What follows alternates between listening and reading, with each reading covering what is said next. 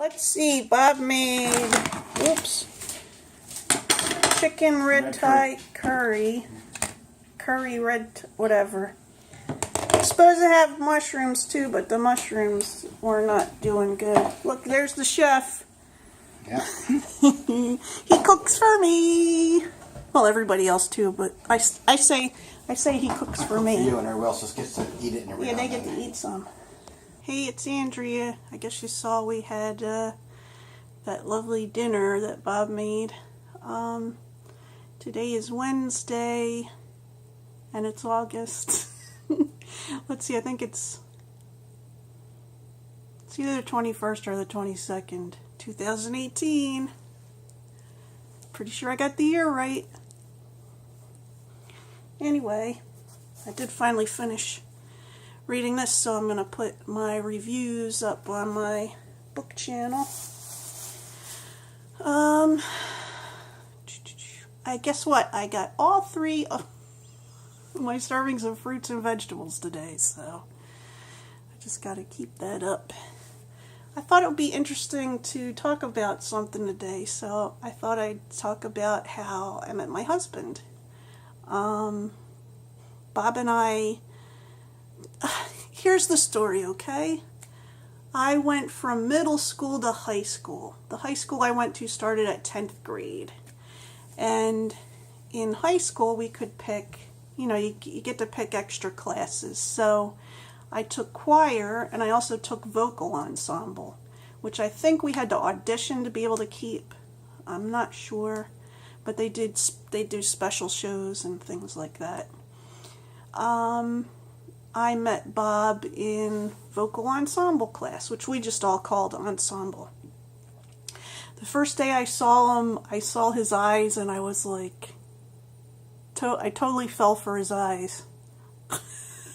I didn't care what happened with the rest of it. The eyes were what he had me at his eyes, whatever you want to say. So that was in September of 1984. What happened was I was flirting with him. We had some of the same friends. Like, I was friends with a girl that I ended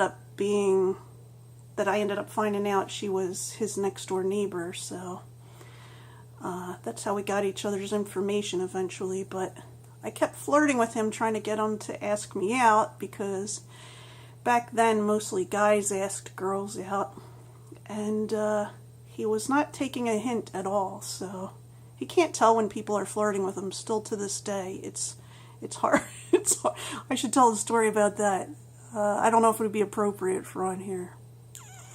Anyway, yeah, he doesn't always know when people are flirting with him. He usually doesn't know.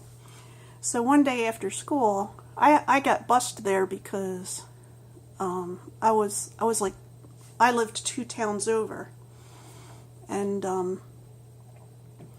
I skipped my regular bus home. Like, they had a late bus for if you had to do stuff after school. I skipped my bus home so I could go meet him at his locker, and he asked me, "What are you doing?" And I said, "Waiting for you." And that's when he finally realized that I liked him.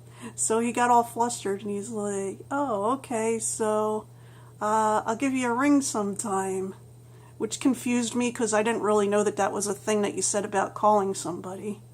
So I was like, what does that mean? Like, I kept thinking about that. But he left right immediately. He left and walked home. And he said he didn't realize till after he got home that I had skipped my bus, and he probably should have waited with me. But sometime that week he called me. He got my phone number through our mutual friend, and we had our first date on October 19th, 1984, and we were supposed to go to the movies. So I was in 10th grade and he was in 11th. I was 14, about to turn 15, I think. Yeah, I was 14, about to turn 15. I turned 15 in October, and he was 17, and he didn't have a car yet, so we took the bus. We were going to the movies. We were going to go see a horror movie because, you know, it was October and it's Halloween time. And we get there and it's a rated R movie, and they said, "Can I see your ID?" And he didn't have his ID with him, so we couldn't get in. Now back then, you only needed one person to be over, 17 or older. Now they don't let you in. I don't think unless your parent is with you if you're under 17, but it wasn't that way back then. It was a new thing. It was, I don't know if it was I don't know, okay? It was new to me. So I guess he was embarrassed, I don't know. But we ended up, we were talking, and we started walking home because the way the bus stops are, it's like you're at a bus stop and you're waiting for the bus. Well, the next bus isn't for like 15 minutes, so you figure I can walk to the next bus stop. So we kept doing that and doing that and doing that, and then eventually we got on the bus and drove home. So got back to where we came from. But so sometimes we do this thing where we go to a movie on the anniversary of our first date. But even if we don't go to one, it's still celebrating our anniversary because we never got into the movie theater. I don't know. But Bob and I dated for about 2 years in high school. And right before he was about to go into the Air Force, I broke up with him because, I had abandonment issues back then. So we were broke up for a few years after that. And then we got back together in the end of 1989. Well, we had been talking. There's a lot of story in there that I'm not going to go into, but we had been talking to each other on the phone for months. We got back together at the end of 1989, and we moved in together in 1990, and we got married in 1990, so... And the rest is history, as they say. So that's how we met. Yeah. We're still together. We still like each other, even though we've known each other forever. It's weird when you've known someone that long because it's like you're part of their family. Like you've always been I knew his parents when I was a kid, and he knew teenagers, but you know what I mean. I don't know how to explain it, so...